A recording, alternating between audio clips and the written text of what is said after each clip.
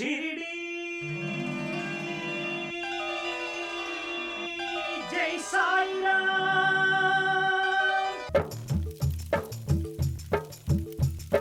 शिरडी जय साई राम, शिरडी जय साई राम, शिरडी जय साई राम, शिरडी जय साई राम। जगद्गुरु साई राम, श्री सद्गुरु साई राम, जगद्गुरु साई राम, श्री सद्गुरु साई राम। निराकार साई राम, निर्विकार साई राम, निराकार साई राम, निर्विकार साई राम। चिद्विलास साई राम, चिदानंद साई राम, चिद्विलास साई राम, चिदानंद साई राम। शिरडी जय साई राम, शिरडी जय साई राम, शिरडी जय साई राम, शिरडी जय साई राम। जगद्गुरु साई राम, श्री सद्गुरु साई राम, जगद्गुरु साई राम, श्री सद्गुरु साई राम। जय साई राम, शिरडी जय साई राम, शिरडी जय साई राम, शिरडी जय साई राम, शिरडी जय साई राम, शिरडी जय साई राम, शिरडी जय साई राम, शिरडी जय साई राम, शिरडी जय साई राम, शिरडी जय साई राम, शिरडी जय साई राम, शिरडी जय साई राम। जगद्गुरु साई राम, श्री सद्गुरु साई राम, जगद्गुरु साई राम, श्री सद्गुरु साई राम। निराकार साई राम, निर्विकार साई राम, निराकार साई राम, निर्विकार साई राम। चिद्विलास साई राम, चिदानंद साई राम, चिद्विलास साई राम, चिदानंद साई शिरडी जय साई राम, शिरडी जय साई राम, शिरडी साई जय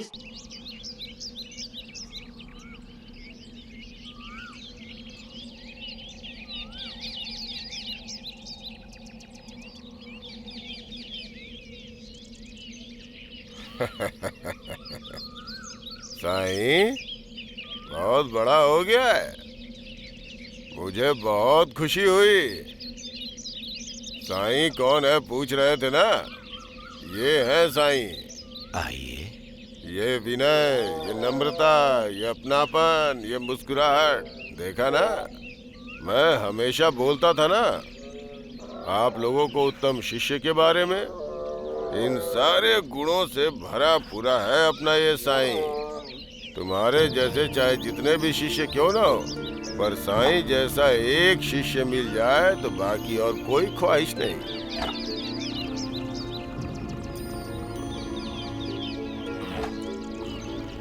ऐसे क्यों देख रहे हो सब लोग?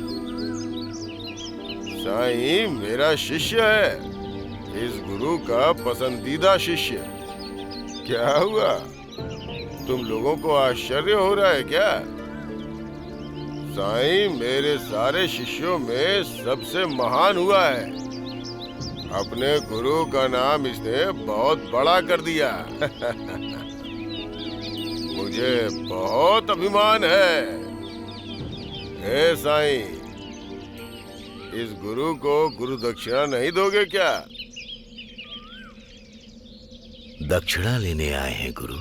शिष्य को ढूंढते हुए यहाँ तक आपका आना हुआ।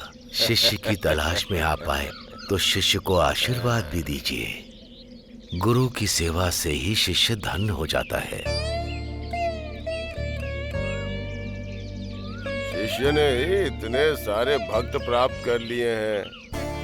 साईं के शिष्य हो इसलिए आप सबको मैं अपना शिष्य बना लेता हूँ।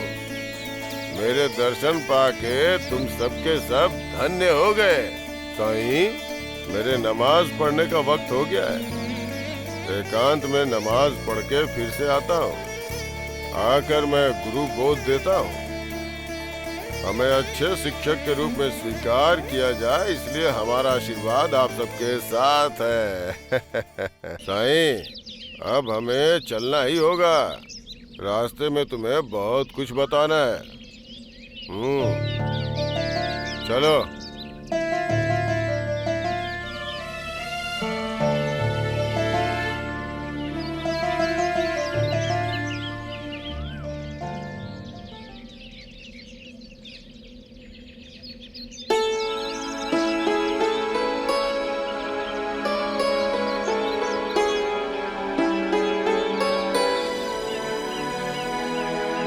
साईं भी जगत गुरु हो, तो क्या ये आपके गुरु है?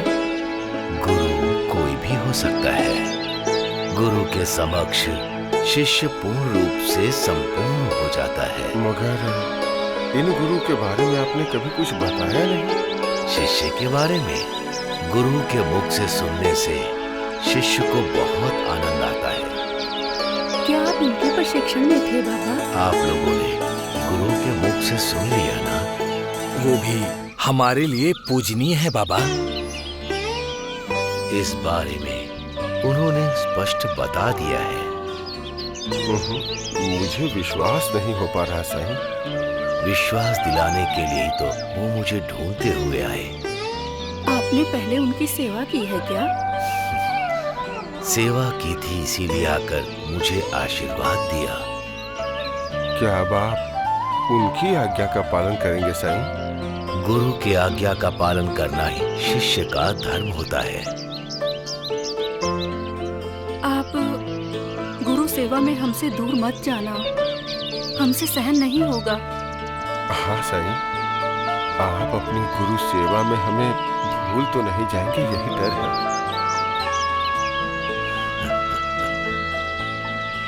अल्लाह मालिक।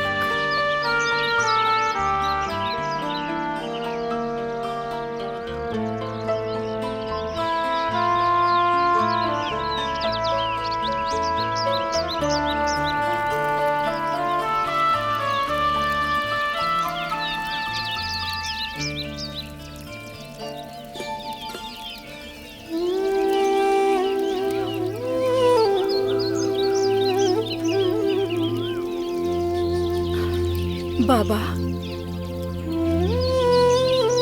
आप हमें छोड़कर चले जाओगे? छोड़कर नहीं जा रहा हूँ। आप अपने गुरु के साथ जाओगे तो हमें तो छोड़कर ही जाओगे ना? मैं कहीं भी गया तुम सब मेरे साथ ही रहोगे। आप अगर यहाँ पर रहोगे तो हमें खुशी होगी बाबा। सभी की खुशी के लिए तो मैं यहाँ आया हूँ। आप अगर उनके साथ जाओगे तो हमें तो दुख होगा ना बाबा। लक्ष्मी, वो हमेशा अपने चाहने वालों के सामने ही बात रखता है, लेकिन उनको मन में रखना सीख लेना चाहिए। सामने होकर मन में नहीं होना बहुत बड़ा व्यर्थ है, और मन में हो तो वो सामने होगा ऐसा समझना चाहिए, ऐसा भाव में होना चाहिए। और अगर अवसर मिले तो मन में हम उससे बात भी कर सकते हैं। मैं कहीं नहीं जाऊंगा, जो होना होता है वो होकर ही रहता है।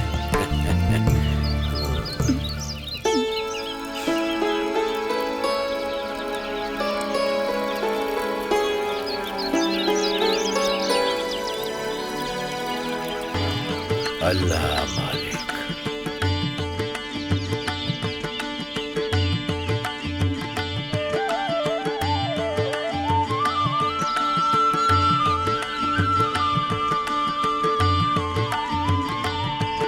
अल्लाह मालिक।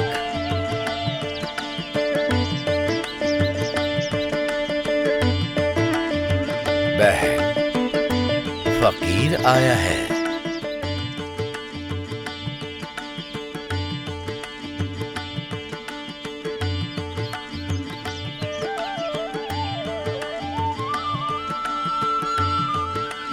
बाबा, ये कैसी विचित्र स्थिति है। आपकी सेवा करने का मौका हमसे मत छीनिए। आपकी सेवा हमारे लिए सब कुछ है। गुरु जैसा कहेंगे शिष्य को वैसा ही करना चाहिए। जो गुरु की बात नहीं मानता वो कभी अच्छा शिष्य नहीं होता। अगर मैंने पालन किया तो तुम भी पालन करोगे। अल्लाह मालिक।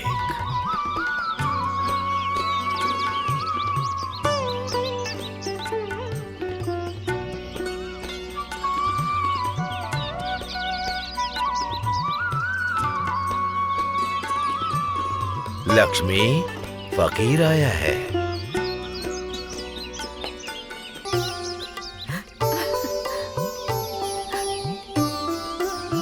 बाबा, अल्लाह तुम्हारा भला करेगा। आइए बाबा, इस अभागन पर दया कीजिए बाबा। आइए बाबा, अंदर आकर इस घर को पावन करिए बाबा। आइए बाबा।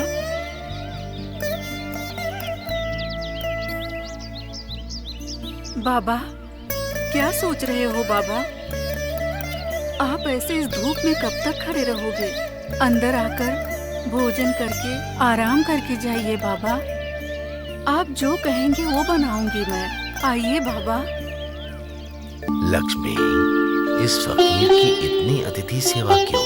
जो भी है मेरी झोली में डाल दो, मैं चला जाऊंगा। बाबा, पेट भरकर खिलाती हूँ। आइए बाबा। लक्ष्मी, मेरे मुंह को स्वाद नहीं पता, मेरे पेट को भूख भी है और अब तक आवश्यकता के अनुसार इस शरीर की रक्षा के लिए मुझे अपने पेट में थोड़े आहार की आवश्यकता है। इस फकीर को भिक्षा के रूप में वो मिले बस। आप भला भिक्षा क्यों लेंगे बाबा?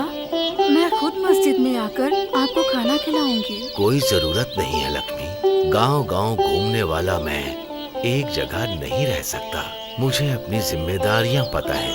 मुझ अतिथि का इतना सम्मान क्यों? भिक्षा दो, मैं चला जाऊंगा। ठीक है बाबा, मैं अभी लेकर आती हूँ।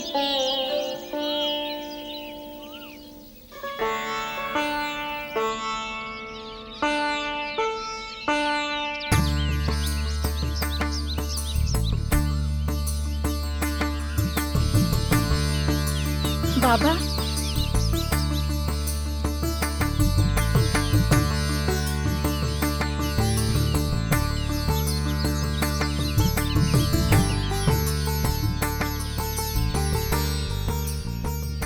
बाबा, मुझे कुछ संदेह है। संदेह कोई भी मन में नहीं रखना चाहिए, पूछो। यही बाबा, हमारे हाथ का बना हुआ खाना खाकर आराम से रह सकते हैं ना? फिर ये घर घर क्यों भटकना? ये भिक्षा मैं तुम लोगों के लिए ही ले रहा हूँ। हम लोगों के लिए? हाँ, मैं जो भी करता हूँ वो सब तुम लोगों के लिए। इस भिक्षा के रूप में मैं कर्म ग्रहण करता हूँ। तुम्हारे कर्म अपने अंदर मैं समर्पित करके तुम्हें निश्चिंत कर देता हूँ। इस भिक्षा को ग्रहण करके तुम्हारे कर्मों को विमुक्त कर देता हूँ, इसीलिए यहाँ हूँ। बाबा। हाँ लक्ष्मी, भिक्षा में समर्पण की भावना होनी चाहिए। भिक्षा देने में अहंकार की भावना नहीं होनी चाहिए। भिक्षा के द्वारा जो फल प्राप्त होता है उसे त्याग बुद्धि से ग्रहण करो। तुम्हारा काम है सिर्फ प्रयत्न करना। तुम परिणामों की जिम्मेदारी मत लो। ये मैं नहीं कह रहा, गीता में श्री कृष्ण ने कहा है। इस बात को समझने के लिए हमारे पास बुद्धि होनी चाहिए। तुम्हारे पाप और पुण्य को कर्म के रूप में भिक्षा में लेता हूँ। भिक्षा देना तुम्हारा कर्तव्य है और उसे स्वीकारना मेरा धर्म। फल तो ईश्वर के हाथ में है।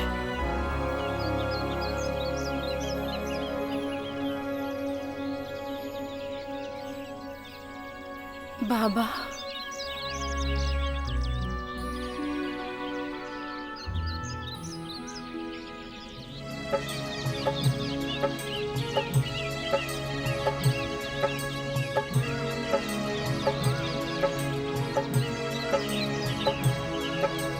విశ్వమునేలే జగద్గురువతను శిష్యుడుగా తను మారిపోయెను.